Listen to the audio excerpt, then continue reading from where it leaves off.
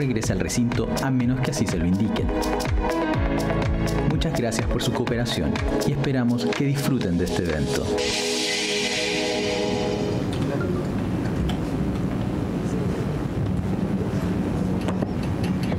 Muy buenos días, bienvenidos. Vamos a dar inicio a estas dos jornadas que nos convocan en torno a los derechos de los creadores musicales. Vamos a agradecer primero a los representantes de las instituciones que están tras todo esto que nos rodea ahora. A Dimitar Gauchev, representante en esta ocasión de la OMPI. A Horacio Salinas, presidente de la Sociedad Chilena del Derecho de Autor e Intérpretes Musicales. Al señor Claudio Osa, abogado conservador de derechos de autor, jefe del Departamento de Derechos Intelectuales de Chile. A Juan Carlos Silva, subdirector del Ministerio de las Culturas, las Artes y el Patrimonio. A Matías Franque, que viene en representación de la Dirección General de Relaciones Económicas Internacionales. Vamos a dar inicio haciendo una breve semblanza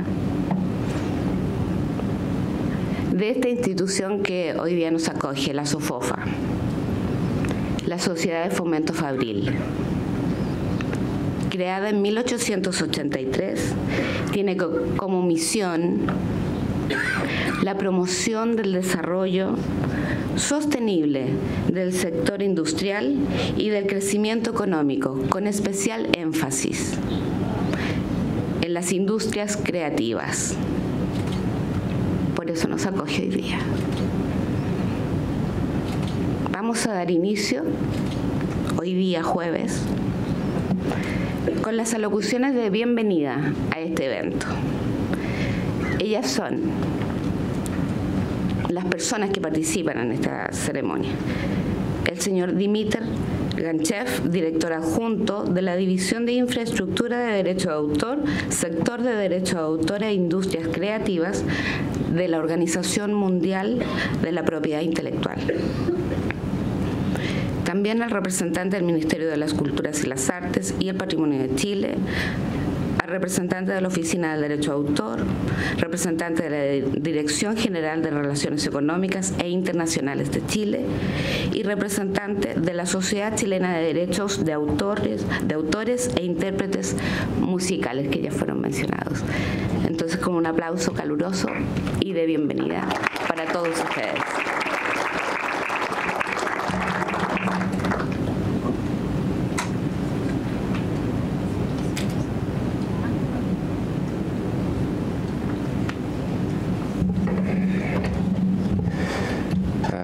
Ladies and gentlemen, buenos días. It's a great pleasure to be here, and let me start by thanking the organizers, the various government agencies in Chile, the various agencies which are putting together the creative economy coordination, and all of you, the performers, the musicians, who are actually the target audience of this workshop. I represent the World Intellectual Property Organization, which is one of the United Nations specialized agencies. We have 191 members, which makes it almost all the countries in the world. And we have a responsibility to promote intellectual property around the world and to help countries to upgrade their capacity in this field. Our task is becoming easier today because people seem to know more and more about intellectual property today. You are dealing with intellectual property in your everyday life.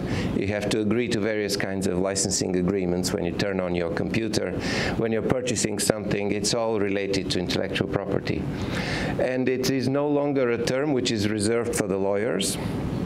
It is something which has to do with what we do every day, and is very concrete. According to the registration services that we run, the demand for intellectual property services is increasing, and it is growing at a pace which is much higher than the average growth of the economy in the world, and even in most developed countries, which means that there is more and more demand for intellectual property services, and we are trying to provide this as much as we can. I mentioned we do some registration, we run some registration systems, but in the field of copyright, we are trying to help countries to bring up their standards to the international norms. We are providing a forum for building a consensus on new international norms, and we are also trying to provide advice to countries on how to improve the capacity of their creators in terms of dealing with the copyright challenges. Now, this workshop is a workshop in a series of workshops on these topics of the creative economy, and in particular music. We do these workshops around the world, and I'm very happy that finally we made it to Chile. And our primary objective is, first of all, to give you a break from the World Cup. I know that we don't have another screen here, but I'm sure you'll have ways to be in touch with the ongoing important games. What we would like to do also is to go through the changes which are transforming the music industry today. What are some of the most important ones? How does the value chain shift? Where does the money come from? It's all about the money. And we have excellent speakers for this workshop. We have Mr. David Stobbs, who will present himself in a little while. We have representatives of the music industry, international federations. We have many excellent local speakers, which will try to put this into a very local and very interactive perspective. I'll be speaking in a little while, so I'll stop here. Thank you very much. I look forward to an interactive session with you. Thank you.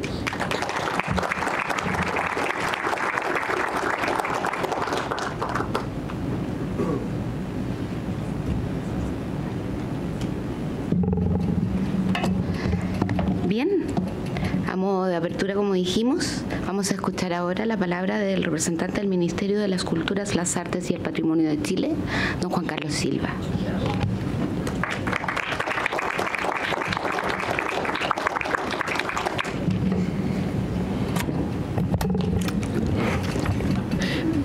Buen día. En primer lugar, nunca está de más volver a agradecer y reconocer a las instituciones que hoy día hacen posible esta instancia, a don Dimitri Ganchev de la OMPI, a la SCD, a ProChile, a la ACTI, a SOFOFA, y a nuestras instituciones públicas también, que son parte de esta instancia, que colaboran, en especial el Departamento de Derechos Intelectuales del nuevo Servicio Nacional del Patrimonio, a la Secretaría Ejecutiva de la Música, a la Secretaría Ejecutiva de Economía Creativa. Hoy día, al alero una nueva institucionalidad cultural, podemos por fin trabajar de manera mucho más unida y conjunta, buscando más los puntos en común que los ámbitos propios de competencia que anteriormente hacían más difícil la coordinación cuando la ex DIVAM,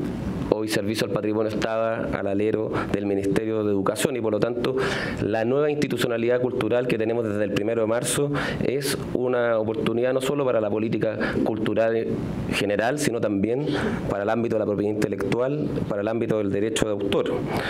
Nosotros desde el Gobierno de Chile estamos convencidos que la propiedad intelectual, y dentro de ella el derecho de autor, es una condición esencial para asegurar la proliferación y la continuidad de la producción cultural y artística.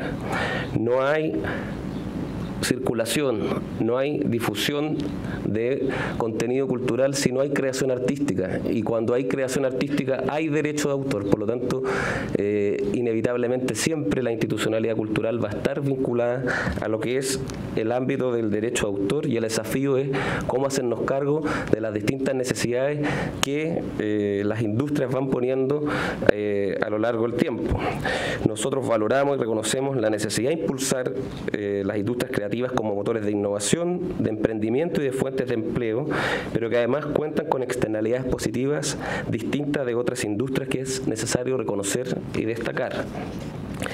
Si bien hace más de 300 años que se consagró lo que era un derecho de autor, en específico en el ámbito literario, a partir de esa época se han desarrollado una serie de perfeccionamientos a la materia que tiene que ver con el reconocimiento de los derechos de nuestros creadores y en la noción de que el derecho de autor es parte integral de los procesos que conducen al progreso de la ciencia, la técnica, la educación y la cultura.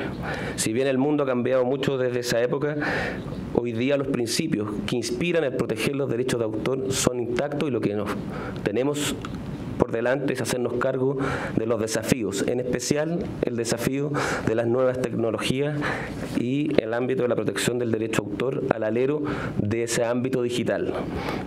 Indudablemente ese desafío no es fácil. La realidad hoy día normativa muchas veces es dispar a lo que implica la difusión, la reproducción de las obras protegidas en el ámbito del derecho de autor. Fueron concebidas bajo una lógica pre-era digital y hoy día tienen que hacerse cargo de convivir con este mundo digital, pero insisto, para nosotros desde el gobierno es fundamental que los principios de protección, respeto y difusión de esos derechos se mantengan intactos. Y por eso reconocemos como altamente positivo que quizás por primera vez en un programa de gobierno, el programa del presidente Piñera, haya recogido el ámbito del derecho de autor dentro de su programa, proponiendo crear al alero del nuevo ministerio una unidad del derecho de autor que complemente las funciones que hasta el día de hoy se han ido realizando en dicha materia por las distintas instituciones públicas y lo ponga al nivel jerárquico más alto dentro de la institucionalidad cultural. Estamos convencidos que no hay institucionalidad cultural, no hay creadores, no hay valorización de nuestros autores sin reconocer y promover el derecho a autor. Hay enormes desafíos por delante. Quiero terminar reconociendo y en eso a lo que ha sido la Sociedad Chilena del Derecho a Autor. En el ámbito de la música ha sido pionero en lo que tiene que ver con reconocer y proteger los derechos de autor. Muchos otros ámbitos de la cultura y el arte han podido crecer y reconocer lo que son sus derechos gracias al trabajo que ha hecho la SCD en esto, y por lo tanto la música ha sido por lo tanto pionera en abrir camino en la protección del ámbito de los derechos de autor, y yo creo que todo el ámbito de la cultura, las distintas manifestaciones artísticas le dé un agradecimiento al respecto. Así que espero que sea una buena jornada y a disposición desde el nuevo Ministerio de las Culturas y las Artes, que queremos proteger más aún nuestros derechos de nuestros creadores. Gracias.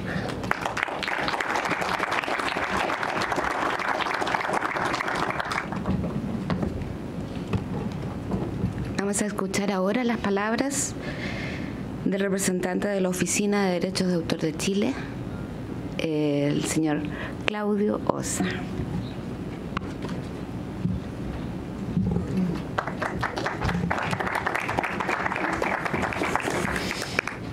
Muy buenos días, queridos amigos, creadores, artistas, productores de fonogramas, representantes de instituciones y emprendimientos creativos, organismos de radiodifusión, asociaciones gremiales y plataformas tecnológicas. Muchas gracias a Sofofa por prestarnos esta casa, a Radio Cooperativa, que está transmitiendo vía streaming, y a ACTI, que lo hizo posible. Amigos y amigas, como Departamento de Derechos Intelectuales del Servicio Nacional del Patrimonio Cultural, recientemente creado, estamos muy contentos de colaborar en esta iniciativa denominada Cómo Vivir de la Música. Esta actividad es el resultado del esfuerzo y trabajo de mucha gente, quienes creyeron en este sueño y nos ayudaron a concretarlo. Vayan mis más profundos agradecimientos para todos ellos. Quiero contarles la historia de esta tarjeta que tengo acá, en alguno de mis bolsillos, que seguramente va a costar encontrar, pero aquí está. Esta tarjetita de aquí tiene una larga historia que comienza en Suiza, Ginebra. El año 2015 me correspondió integrar la delegación del Gobierno de Chile que participó en las sesiones del 31º Comité Permanente de Derecho de Autor y Derechos Conexos, denominado SCR, en la sede de la Organización Mundial de la Propiedad Intelectual, OMPI. En una pausa de café, un conocido en común me presenta a David Stops. Cruzamos un par de palabras y él me explicó en qué consistía esta iniciativa que hoy comenzamos a disfrutar. Atendida la fama que antecedía a David y el maravilloso aporte que significa el libro que ha escrito sobre el sector de la música, imaginé que sería un privilegio contar algún día con sus conocimientos y que pudiéramos compartirlos en Chile. Pasó el tiempo y me contactó el querido Dimitri Ganchev de OMPI, a quien saludo, para consultarme si estaríamos en condiciones de realizar este evento, y le manifesté que teníamos mucho interés en organizarlo y que al efecto habría que buscar el apoyo público-privado necesario para emprender este tipo de iniciativas. Bueno, gracias a todo el trabajo que hemos realizado en conjunto, el sector público, privado y la sociedad civil, estamos aquí, así que muy bienvenidos, David, Dimitri, bienvenidos a Chile. Durante 2 días nos dedicaremos a analizar algunos aspectos teóricos y prácticos relacionados con la evolución del sector de la música, los desafíos y oportunidades que ofrecen el ambiente digital, el aumento de la penetración de las redes sociales, el uso masivo de activos de propiedad intelectual relevantes para este sector y su gestión colectiva.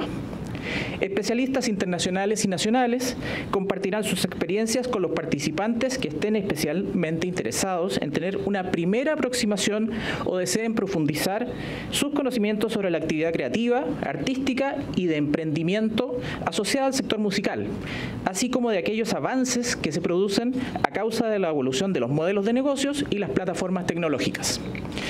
No quiero dejar pasar la oportunidad de agradecer nuevamente a la Sociedad de Fomento Fabril, SOFOFA, que nos acoge como sede de este evento, a la División de Infraestructura de Derecho de Autor, Sector de Derecho de Autor e Industrias Creativas de la OMPI, a la Asociación Chilena de Tecnologías de la Información, ACTI, y a Radio Cooperativa, que nos facilitan llegar a todo el mundo vía streaming con este evento, y a todos quienes han colaborado en la organización por parte de la Dirección de Relaciones Económicas Internacionales, DIRECON, ProChile, la Secretaría Ejecutiva del Plan Nacional de Economía Creativa, la Secretaría Ejecutiva del Consejo de Fomento de la Música Nacional, la Sociedad Chilena de Derechos de Autores e Intérpretes Musicales, SCD, y especialmente a mi equipo de funcionarios del Departamento de Derechos Intelectuales.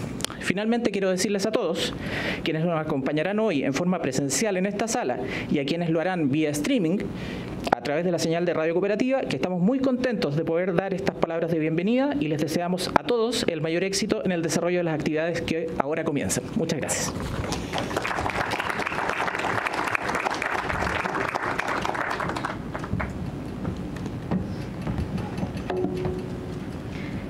Bien, ahora escucharemos las palabras del representante de la Dirección General de Relaciones Económicas Internacionales de Chile, don Matías Franque.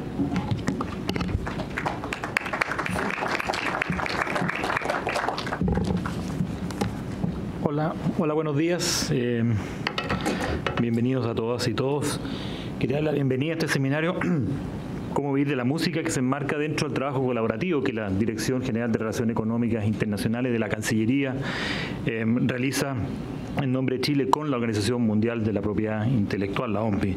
Este encuentro quiere ser un aporte para el desarrollo de capacidades del sector creativo en nuestro país, destacando la importancia de la propiedad intelectual para estos creadores. La música es una creación humana que nos diferencia esencialmente del resto de las especies y nos toca los sentimientos más profundos. La música cruza barreras ideológicas, lingüísticas, geográficas, culturales y de género. Pero como decía Dimitri, la música también es una actividad económica y por lo tanto tiene un potencial de fomentar el crecimiento económico, la creación de empleo y por otro lado permite promover la inclusión social, la diversidad cultural y el desarrollo humano. Los bienes y servicios creativos, entre ellos la música, que se exportan de Chile al mundo, contribuyen no solamente en el aspecto económico, sino que también aportan la construcción de una identidad nacional. La exportación de música son difíciles de medir, pero algunas mediciones señalan de que el año 2006, por ejemplo, 186 artistas nacionales celebraron más de 1.400 conciertos en 43 países del mundo. Nuestros artistas hoy día compiten de igual a igual con sus pares en el mundo en el creciente mercado de la música para películas, para series, para documentales, para videojuegos. La propiedad intelectual y en particular el derecho de autor constituyen un elemento indispensable para la protección y promoción de la creatividad y son parte esencial de toda su cadena productiva, su distribución, intercambio internacional y forman parte del acceso a los contenidos creativos. Bob Dylan dijo alguna vez que la creatividad no es como un tren que simplemente viaja por las vías. Al contrario, la creatividad es algo que debe ser acariciado y tratado con gran respeto. El objetivo de este encuentro justamente es lograr que en la industria creativa exista mayor conocimiento de las herramientas que permitan generar condiciones para el proceso creativo y la manera de gestionar los derechos por parte de los artistas. Por ello, lo invito a aprovechar estos 2 días y que tendrán la oportunidad de escuchar los consejos y recomendaciones de expertos internacionales de la OMPI y de otros sectores, así como nacionales con vasta trayectoria y conocimientos específicos de la industria musical. Para la Direcon, esta instancia es una muestra de la importancia de estas industrias para nuestro país y por ello son tenidas presentes en nuestro trabajo colaborativo con la OMPI. A través de la red de tratados de libre comercio que Chile ha firmado y su participación en foros y organismos multilaterales, hemos asegurado que nuestros portadores de servicios, incluyendo los músicos, cuenten con reglas claras y preferentes para acceder a mercados internacionales. Pero al mismo tiempo hemos procurado que los chilenos que exportan sus obras puedan contar con estándares que protegen sus creaciones o mercados, asegurando así que el esfuerzo creativo tenga una retribución justa. Y de la mano de ProChile, y aquí veo a Raúl Vilches, el jefe del Departamento de Artes Creativas, de la mano de ProChile hemos acompañado a aquellos que se aventuran a difundir y promocionar la música chilena en el mundo a través de los programas de exportación de industria creativa. Por último, como bien muchos saben, el próximo año Chile será sede del APEC, el Foro de Cooperación Económica del Asia-Pacífico. Dentro de la definición de nuestras prioridades como país anfitrión están las actividades ligadas al mundo creativo, al incorporar una mirada especial que se haga cargo de los beneficios y desafíos que nos presenta el proceso de digitalización. La participación de los creadores, de los músicos, los intérpretes y los ejecutantes será de gran importancia para que la región Asia-Pacífico pueda incorporar una mirada de futuro en la economía de la creatividad. Le doy la bienvenida al seminario y le deseo mucho éxito. Gracias.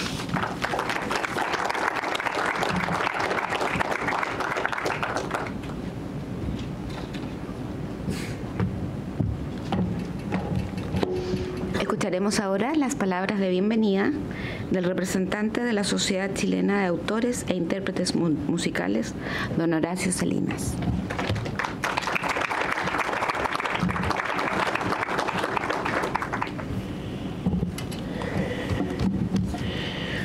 Buenos días a todos, autoridades presentes.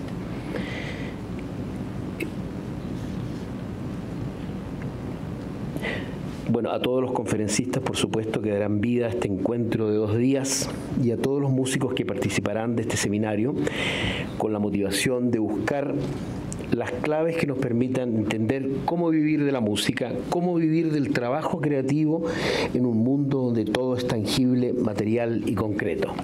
No veo muchos colegas, nosotros quizás los músicos estamos acostumbrados a seminarios un poco más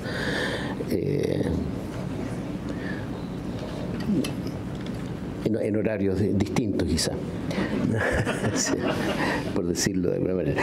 Bueno, si la tarea que ya es compleja desde esa perspectiva, el rol relevante que juega toda la sociedad en este desafío, si lo que se busca es poder entender las claves para lograr vivir de la música, es significativa no solo la formación y capacitación para los propios creadores, sino que también la educación en la sociedad toda de que la música tiene un valor patrimonial y económico y que los creadores juegan un rol fundamental en esa puesta en valor, pues son quienes dan vida a las obras que luego se transan y comercializan, generando lo que llamamos la industria. La creación, en este caso la musical, es una actividad productiva como cualquier otra, que cuando se hace con profesionalismo y dedicación genera una cadena de valor que involucra y beneficia a diversos sectores, a diversos actores, activando una serie de intercambios económicos tal como se produce en cualquier industria o sector. Tenemos, por lo tanto, un desafío mayor que es instalar esta realidad y promoverla para que desde distintos frentes y actividades se generen acciones, políticas y proyectos que fomenten esta idea. Necesitamos, por lo tanto, políticas públicas para que esto ocurra. Necesitamos proyectos culturales masivos e innovadores. Necesitamos educación, difusión y, por sobre todo, trabajo colaborativo de todos quienes, de uno u otro modo, participamos de esta actividad. Como Sociedad Chilena de Autores e Intérpretes Musicales, asumimos con entusiasmo este desafío e invitamos a todos los actores de esta industria a sumarse a este propósito, el de difundir y propagar el mensaje relevante del valor de la música. Porque hacerlo, además, promueve algo que es importantísimo para los músicos, su dignidad. Promover la música, respaldar a los músicos, es respaldar un sector de la sociedad muy sensible, un sector que podríamos llamar muy simpático de la sociedad. Y por lo tanto hay un interés no solo de índole formal, estructural, sino también relacionado con la promoción de los seres humanos. Porque defendernos, defender el mundo del arte es defendernos todos de aquella parte quizás irracional que a veces acecha la vida de los seres humanos. Eso quiero decir. Muchas gracias y que tengan mucho éxito este encuentro.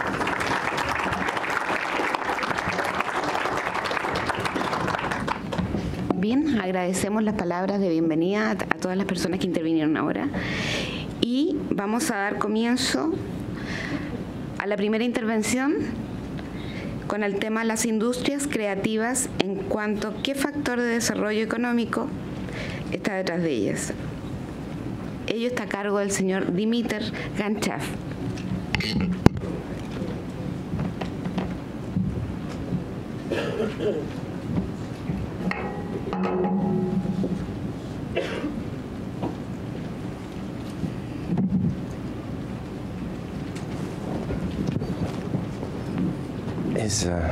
Yeah, the mic is working? Good. Well, I have the pleasure to open this series of interesting presentations today by opening up with a topic which is very important, why copyright and the creative industries are a driver of economic development. And I would like to do that by focusing on basically three areas. First, what is the conceptual framework which we are using and which is relevant to this talk? Secondly, I'd like to give you some idea of the empirical evidence that we have from different countries around the world. And then I'd like to say a few words about experiences in strategizing in this area and relevant strategies to protect and promote the creative sector. So without further ado, why do we talk about the creative sector today and why has this become such a popular term? I can tell you that countries have been coming to us over the last 20 years and asking the same question. Could you prove that creativity actually can be a driver for our development? In other words, if we are more creative, will it translate into more economic growth? Can you prove that creativity is the driver? Secondly, it's clear that creativity gives us a lot of cultural benefits. It contributes to social welfare, but does it have an economic expression? Can you prove that somehow? There has been a tendency to talk about creative industries in relation to everything. So it's the most popular medicine. So they will treat every problem, which is an exaggeration. Is that the case as well? Is it sufficient just to be creative? What's the kind of infrastructure that needs to support creativity? And Creative industries is a positive agenda. Every government wants to be associated with creative industries. It's much better than unemployment and other difficult issues in the economy.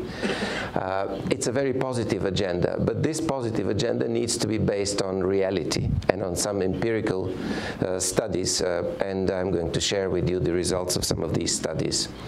So we started talking about the creative economy today, and from the very beginning I'd like to say that probably there's no universal definition of what is the creative economy. So when I refer to this term, I mean all the complexity of relationships which exist in the knowledge society, creative people, creative cities, creative industries. That for me is the whole network which represents the creative economy. And it's a very powerful term because it links culture to economic development. And it has a great outreach potential. If you Google it, you will find lots of millions of hits on the creative economy, much more than what you would find on copyright, for example. So it is in a way a very important concept which has allowed us to put culture in the mainstream of development and in the policy focus. Now, if I tell you that without intellectual property there would be no creativity, that would not be true. Because there have been great periods in the history of mankind when there was a lot of development and there was a lot of creativity and there was no intellectual property. So what has changed then? What are the changes which have put intellectual property on the map today? Intellectual property is just a conceptual framework. It has been invented, and this conceptual framework helps us to transform creative outputs into economic goods and services by applying the framework.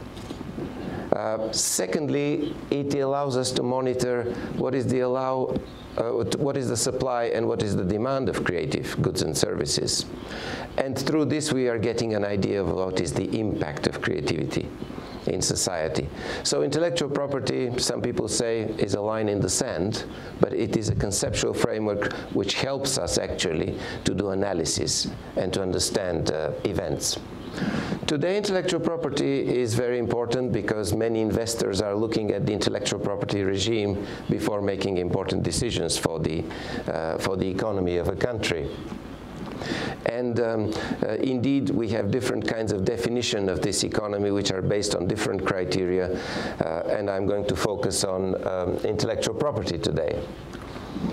So the problem with creativity is that it is very difficult to define. It is a subjective decision. Where does creativity stop?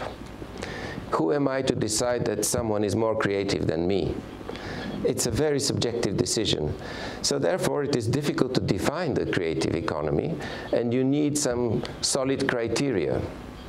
And we have found one of these criteria to be copyright protection. Why? Because copyright has been invented in order to protect and promote creative expressions. So in a way, we know that what is protected under copyright falls under the creativity concept. There may be some other areas which are probably less related, but we're not sure there. So we limit our approach to the areas which are falling under copyright protection. And what is the benefit of copyright protection as a criteria? It is a very well-defined criteria. We know what is protected. It is in the law. The law defines clearly which are the areas which are protected. You can project it even to the statistical identifiers, and you can find the corresponding economic information. We know that also copyright is something which works because this is the basis on which people make a living. It's the basis of very big industries, and it's a source of income for many creators. So we use copyright as our delimiting factor, as the criteria for what we will call and what we will study as the creative economy. Now, Mr. Claudio Ossa, who is a very renowned expert on copyright in the world, not only in Chile, will be able to speak a lot about the legal characteristics of copyright. But what I'm going to talk about is about some of the economic characteristics of copyright. It's clear it's a legal concept, it is in the law, etc. But what is less perhaps discussed are the economic aspects of copyright. What are some of the more important economic characteristics of copyright? Well, the first and most important one is that it's a private property right. We're talking about a certain private property.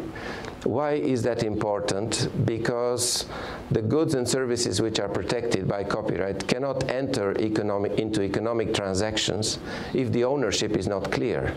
You must know that you're trading with someone's property, right? So you have to define that, and copyright is a concept which entrusts property rights into cultural goods and creations. Of course, it has some public good aspects in the sense that if you consume the property, it does not diminish its value. You listen to a song, it doesn't diminish its value. So there are some public good aspects as well. But the key thing here is it's a private property right. Ownership is cleared through the copyright concept. Secondly, are there any economic functions which copyright performs in society? Yes, there are very important functions, and the first and foremost function is that it is providing a market framework. It is telling you what is allowed and what is not allowed to do. It defines the rules of the game on the market. These are the limitations and exceptions. These are the terms of use of copyright. So it is telling you how you can do trade with copyright. It's a very important market framework. And this framework is also a mechanism which is allowing the creator or the owner of the property to come to the market. The conditions are these, and this concept will help me to realize my product on the market. Are there any economic consequences of copyright? Yes, to the extent to which it promotes creativity, it contributes to social welfare in the broadest sense. But also, if you think that the minute you change the royalty rates, you are redirecting a part of the income in society from one group to another. So it has an impact on the overall flow of benefits in society. It also has a consequence in the sense that it gives a certain monopoly power to the owner of the copyright, because the copyright owner can decide what will be the levels of access to the property. He or she can decide also what will be the price that he wants to set for his product. So there are some monopolies which are given to the copyright owner, which is an important economic consequence. And finally, are there any conditions under which this property can be realized on the market? Yes, at least two. One is that you, as a consumer, will value the product at a price which will be higher than the production and distribution costs, which is natural. And secondly, you must limit free riding. In other words, if there's too much piracy in society, the concept cannot bring back the consequences that it was meant to provide. So if this is true, then we can use copyright for economic analysis, and we can get a picture of what it represents in the economy of the country. And copyright products, creative products, are traded in the creative market. So let's look at this market. What's happening on this market? Here we have the demand side of the market, and the demand here is nobody knows. It's unpredictable. This is one of the more important characteristics, the uncertainty and unpredictability with creative goods and products. I like one particular song. I put it out there, but I don't know whether there'll be any demand for that product. So I may end up with something which is very far from my imagination. That's an important economic consideration, the unpredictability. Secondly, quality. Quality used to be a big, an important factor, but if you see that there is a demand for almost everything out there now, I think that the importance of this factor is diminishing. There's a demand for everything. So people used to focus on superstars. Now they seem to like everything because everything is available.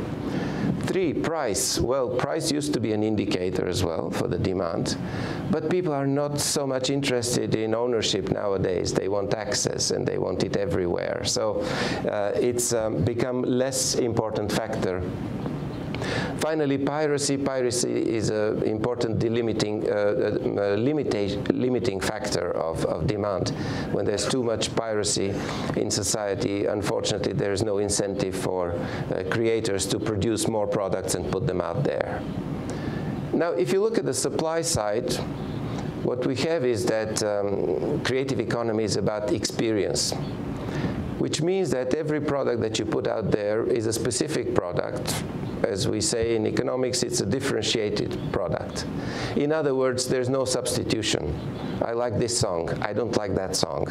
So I'm not going to change that song with this one. So there's no direct substitution. We're talking experience here. Secondly, with the digital, we have very low entry barriers.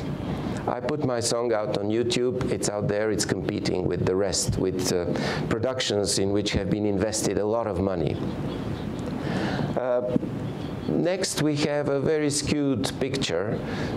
We have 95% of the income, which is in 5% of the right holders. And that means that there is uneven risk distribution. If you're a small player, you cannot distribute your assets. You have to put them into one very risky category, and that's typical for the supply. And finally, the nature of cultural diversity is such that there will always be more products than what you can consume. There will always be more songs than what you can hear, more books than what you can read. And that means that there is an oversupply. And that is bad news for the creators and for the right holders. And they need to get together and to have representations so that they can defend better their interests on the market, such as collecting societies and other fora of professional association. So if these are some of the characteristics of the market, what are, in general, some of the functions of copyright in the creative economy? I've spoken mostly about the economic functions, and as I said, the most important one is that it provides the market framework. This is why copyright, in my view, exists. It enables, it's an enabler. It gives you incentives and rewards. And to the extent to which it is an economic category, we can use it as a tool for economic analysis of copyright. There are important social functions. Copyright is about balance. It's all about balance between ownership and access, about the rewards which the creator will get, and the right of society to have access to some of these products. So it can be, and it is a catalyst for innovation and for local development as well, because it encourages people to use it, and it provides an incentive for protecting the identity of the creative groups. The cultural function is mostly in the fact that it provides protection, which means that it endorses the supply of more creative content on the market. So if we have to characterize the role of copyright in one or two slides, I will use the following metaphor. Imagine that we are on a highway or we are in a traffic jam. I don't know whether you have those here. Maybe not. And there is so much information going right and left. And you can see that's a traffic jam in any city in the world. And with the red circle is a policeman. And you can see that this policeman actually has very limited chances of solving this situation. So you cannot put a policeman on every corner. So you need some traffic lights, and copyright is providing you these traffic lights. These are the rules of the game on the internet highway, and you're hoping that it will be a better traffic light than this one. So copyright must provide you with some directions and clarity in this area.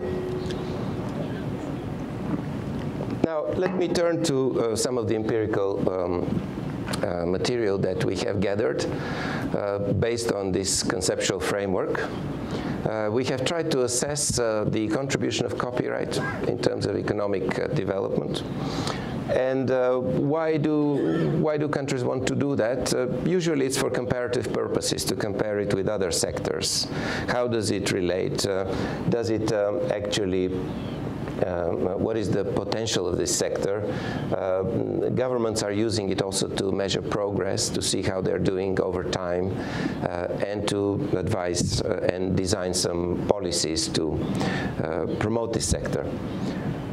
We have a guide in WIPO which lays out the methodological premises of how to measure this economic contribution of copyright.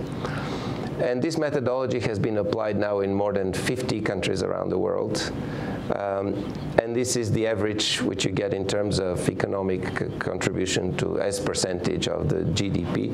And you can see that the average stands for about 5.1%.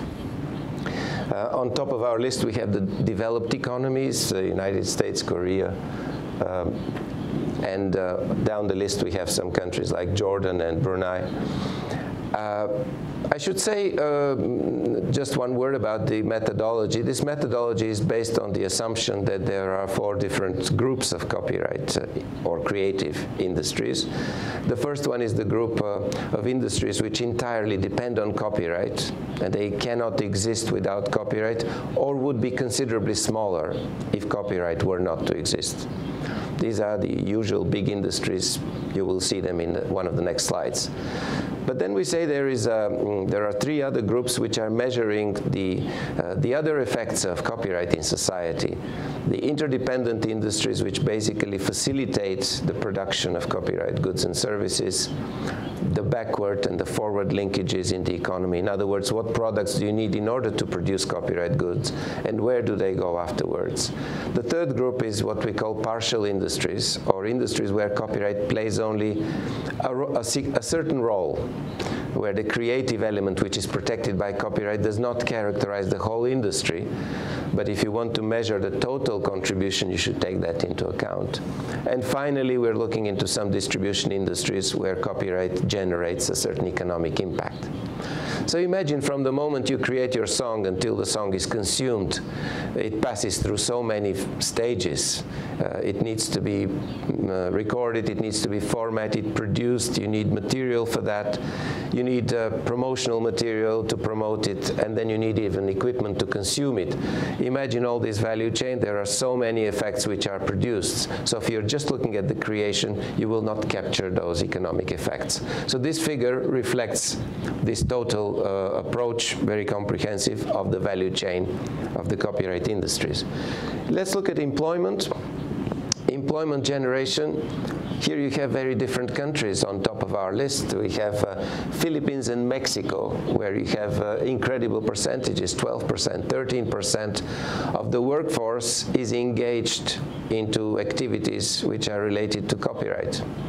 So no government can underestimate 12% of the employment. You know, governments fall on bad employment data. Sometimes they don't fall on bad GDP data, but economic data on employment is so important. It's a social factor, and you can imagine what's the potential and the outreach of a study which shows this kind of data. 75% of the countries are around the 5% mark in both GDP and employment terms.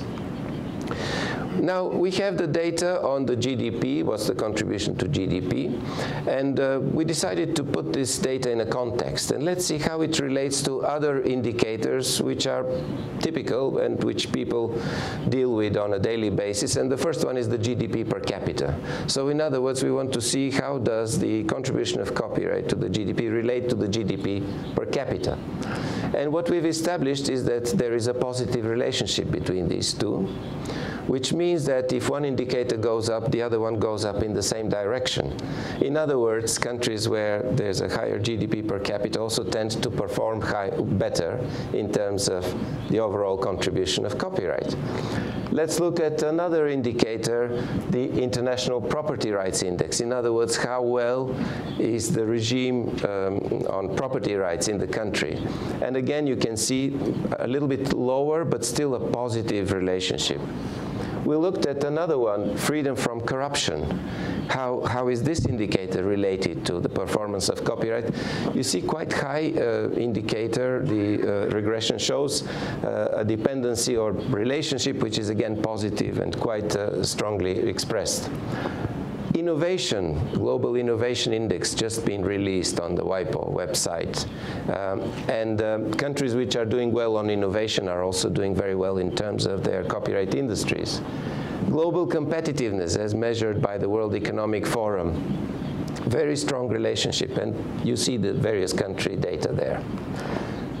Foreign direct investment, every country wants to have more direct investment. You can see this is probably the highest relationship here. Countries where copyright performs well seem to be attracting a lot of foreign direct investment. Business freedom, how easy it is to do business in a country. These are indicators done by other organizations, not by us. We have just tried to see if there is any relationship. Now let's look at the core copyright industries, the ones that I said that essentially exist in order to produce and distribute copyright material. Which are the key industries there, according to these studies? And without any doubt, for now, the biggest industry is the publishing industry. This provides like 39% of the value in the core sector, and it is followed by software industry. Software, I must say, incorporates also video games because there's no other statistical category for now in most of the analytical frameworks. The next one that comes is radio and television, and only then you have music and film and advertising. So these are the top 6 industries in terms of generation of value in this core group. If you look at employment, it's even more people engaged in publishing, 43% from the total workforce in the core sector. Again, followed by 20% in software, and the other industries are exactly the same. So music, advertising, radio and television, and film. So the studies basically are telling us, and as I said, we've done in 50 countries in the world, and many of these countries have done it more than once. There are countries which have done it already 5 times, almost every year. And there's one conclusion: this is a very significant sector. You cannot neglect it. It makes a difference. We've seen also the dynamics in this sector about 2.5 times higher than the overall economic development. We've seen that this is the sector from where growth comes. In other words, if you look at the GDP and how much it's growing every year in a country, you want to know where this growth comes from. This is the contribution, the real GDP growth contribution, and it comes from this sector. So this is where the change will happen. The sector with the highest multipliers. In other words, you invest 1 peso in the creative sector, and you compare it with a similar investment in agriculture and other sectors, you will see that the multipliers are way too higher in the creative sector. And that's very important for governments. We did a study in Jamaica. It turned out that investing $1 in the creative sector in Jamaica will create 11 times more jobs than if you invest that in the sugarcane. And similarly for Singapore, even though there's no agriculture in Singapore, we used another sector for comparison. So if you put this data for the different countries, you can do something which we call the creative DNA. So it shows you how different we all are. So there are no 2 countries which have the same structure of their creative sector. And the green is the publishing, which you can see is in some countries even way above 50%. So, as I said, this is all based on a guide on how to survey the creative industries. We've just issued last year the 2nd edition. It's available in Spanish on the website. I'd like to mention here a few misperceptions in order to be fair. I do not want only to glorify copyright through this lecture. There are things that we need to be aware of. And one is that creativity on its own cannot lead to economic growth. There are countries where there's an abundance of creativity, but the economic growth is not commensurate with this level of creativity. So creative industries are independent on the rest of the economy. That's not true. You cannot have just the creative sector performing well. It is part of the overall economy. The next one is that the creative industries can be developed and promoted by one institution. It's a myth. As powerful as the Copyright Office is, it cannot be the only institution which can move the creative sector in your country or in any country. So it's a multi-sectoral effort. Another contribution is that the contribution of the creative industries is constantly growing. I think it's a dangerous thing to say. You expect to see growth every year. And some countries are just chasing the numbers. And when I was in well, okay, I'll name the country. In China, they said, well, if the growth is not enough, we'll make it. So chasing figures is not always helpful. And creative industries are not only about economic growth. I'd like to thank the representative of the Society of Authors and Composers for mentioning these very important aspects. It's about the identity, the ethics, the situation of the creator. The creative industries are helping to boost and outline the important role that creators have in society. Creative industries cannot solve all economic problems. I've read studies which are saying this is going to help us to deal with the financial deficit or something. You should not expect that they will do all of that. They can do some of it, but you cannot say that this is the universal medicine, as I said. And finally, some people speak about digital industries, and they imply that these are the creative industries. Not everything which is digital is creative. And here comes the big issue of artificial intelligence, and if we have time, we can talk about that, because it's a little bit off our topic today. Now, a few words now about strategies. The last part of my talk is about when do you need to come up with a strategy. And why do you want a strategy, actually?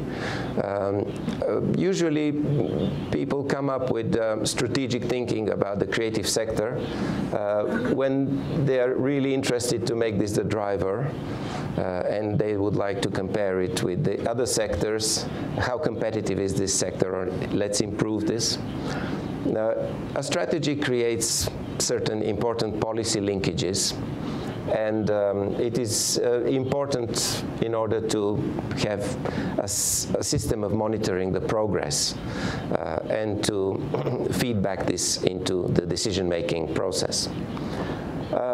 What, in my view, are some of the preconditions to have a successful strategy for the creative sector? Number one, you need to have a policy commitment. If there's no government backing for a strategy, of course it cannot succeed. It cannot be just the effort of the non-government civil society sector. You need a policy commitment for that, and it needs to be a serious commitment. Secondly, you need to have a critical mass of creators. We've been to countries where you have a very closed society, and creators are not expressing enough their creative ideas. If you don't have this critical mass, there's no point going for a strategy, right? Third one is something which has been debated along. In order to have a successful strategy, I believe you need to have an underlying economic growth. In other words, if the economy is not working well, you should not expect that this sector will outperform everything else. They are linked. And in my view, some developing, very, very developing countries which are taking on this as a strategy do not have this critical criteria in order to be successful. You need to have a dialogue between government, industry, and civil society. This strategy is for the civil society, for the creators.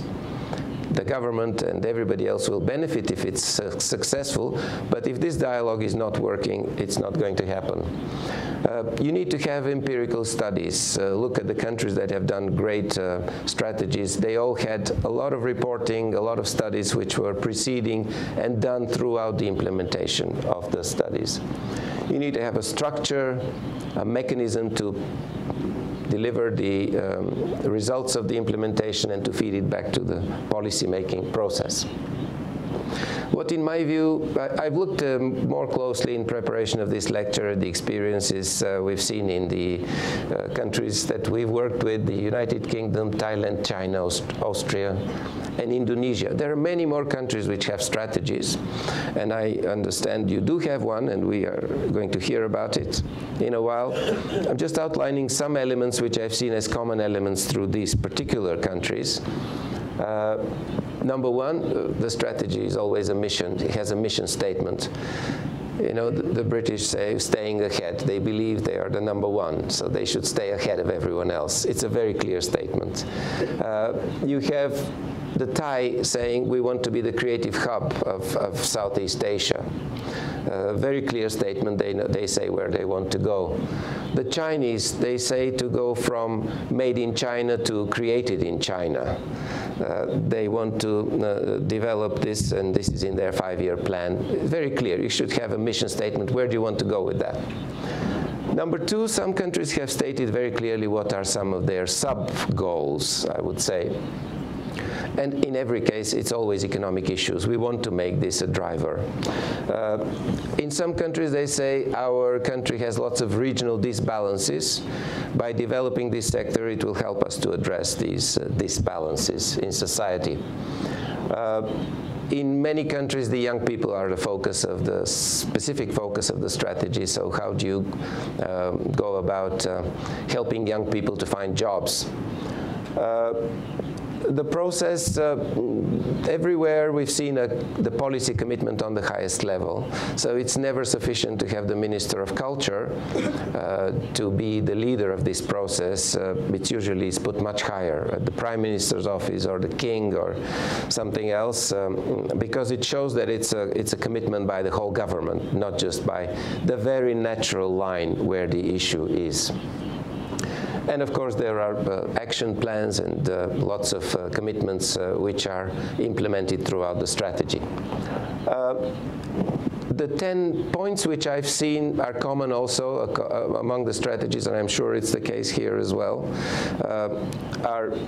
It always starts with education, so you have to make space for creativity to grow from schools.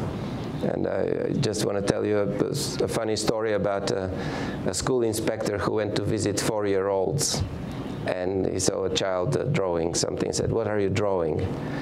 And the child said, "I'm drawing a picture." And the inspector said, "Who is going to be on the picture?" And the child said, "Well, I'm drawing a picture of God." And then the inspector said, "But nobody knows what God looks like." And the child said, "Well, they'll know in a minute." So you don't want to limit that creativity. You want to nourish it. So education is always number one. Have enough space for creativity. Expose children to creative ideas. Secondly, jobs. Creating jobs is a mega priority for every government. And if you have educated people, you need to create job opportunities. Research and innovation, innovation-led growth is the key word in the knowledge society, so everybody pays attention to this. No business can develop without access to finance. This is typical for all small businesses, but even bigger businesses need finance. Intellectual property rights, this is always one area, but I just wanted to show you that a creative industry strategy is not only about intellectual property. There are so many other aspects. So intellectual property is just one of them. And then you can go more deeply into this subject. Creative clusters, that's an old concept, but it's working. Infrastructure, what kind of infrastructural elements do you need to develop? Broadband, do you need to develop something else which is missing in society? Export promotion, I understand this is a big issue. Every country is interested in exports. I wasn't able to show you the data that we have on the contribution of the creative sector to exports, because it's very difficult to compare, and because there are only maybe 3 or 4 countries which are net exporters of copyright and cultural products. Usually people import more than what they export. And sometimes the data is funny and you don't want to interpret it. For example, the Netherlands was one of the countries with a positive export. of cultural goods and products. Say, my God, they speak a specific language nobody else speaks it. So what are the products? It turned out it was pornographic literature. They don't want to talk about that, but sometimes interpreting data leads you to different conclusions. How to transform society, that's a big issue, but it shows that there are important linkages to social planning and social categories. And how to keep the strategy up to date. If you're not updating, if you're not reporting, it will be forgotten. Unfortunately, that has been the case in some of the countries that I mentioned. And what are some of the success factors? In my view, if the commitment is strong, there's always a result. If the commitment is weaker and dying out, unfortunately, the strategy lacks fuel. Have you created linkages with other policies, educational policies, competition, you name it? There are lots of linkages that need to be made. If they're not made, that's not going to succeed probably. How good is the implementation mechanism? Is the coordination going well? Are you clear on the indicators? You probably have a big set of indicators how you measure progress, and I'll give you a sense of some of the indicators in the other countries in the next slide. Is data produced and is data available? What is the data? Do you need more data? Data is everything today, so you need to be good on that. So what are some of the examples, in my view, of great indicators which can give you an idea? You can do much more than that. Some countries have 200, 300 indicators. How do you measure progress, and what are you normally looking at? If you see if the strategy is working well. How much people are employed in the creative economy? Do you have higher percentages there? What is the contribution to GDP? What is the number of enterprises? Is it going up or down? Has the creative workforce become more diverse? This is an important aspect.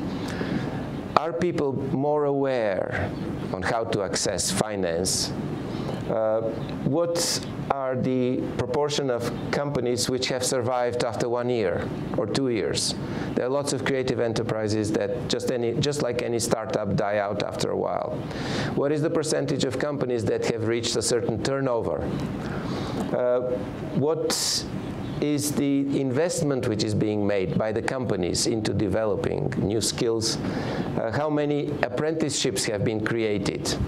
You can look at the regulatory environment in greater detail. Do you have a reduced level of illegal downloads and copyright infringements? What's the value of exports?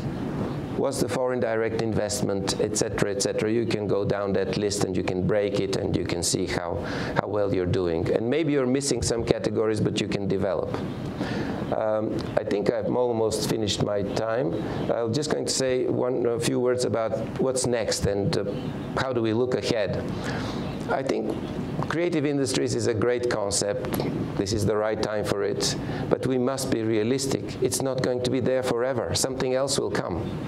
So let's make use of this time and this opportunity because we have to capitalize now on this high profile. Let's use this. Some countries have already moved to digital industries, so you see things are developing. Strategize. Having a good strategy is always useful. And then thinking about creative industries and intellectual property, this one area we all have to work on, the level of acceptance in society. People need to get accustomed to, paying for creativity is a part of, is natural, and it has to be there. On the economic front, it's not about how to be more creative. Yes, it is. But the key issue is how to monetize on creativity, and this is what this workshop is about, and my friend David is going to tell you how to do that. Building up this infrastructure is very important, and to identify the key indicators for economic performance that you're going to be looking at. And again, I think you need to also look into some of the studies and make sure that you produce them regularly and that they give you the right and the expected input in implementing the concept. Being an international seminar, I wanted to try to find every possible word, and I think I have gracias over there. Thank you very much.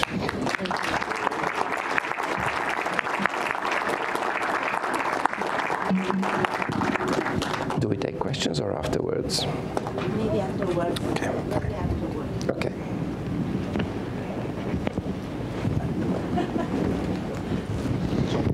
Bien. Señor Dimitri Ganchev, muchas gracias por su intervención, muy interesante. Hemos estado muy entretenidos. Ahora los invito a hacer un break para tomarnos un cafecito, solo 15 minutos, solo 15 minutos. A la salida a la derecha está la cafetería. Live and delight, love and delight.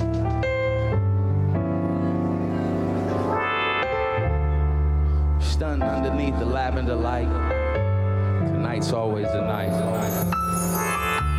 Taking the stage, making a page, breaking in rage, calming the wave, riding the wave.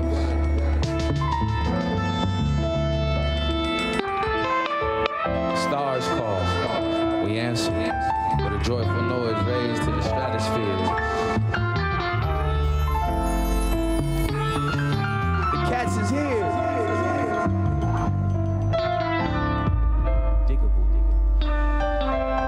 Yo, see, what's up? How I go? The feeling's right. Feelings right. The music's tight. Music's tight. Departing out of Philly on a Saturday night. Yo, the gear the guard was rocking tight, way out of sight. I'm limping past the project, see my man. Stilo type fat, solar type facts. Later for milk and honey, get some money out this piece, relax. Yo, Philadelphia, we play the streets so type slick like a 7-0 lap. Easing in, as slick as I can. Easing in, as slick as I can. Yo, we easing in, as slick as I. Easing in, soon. Easing in, as slick as I can. Easing in, slick. Easy star.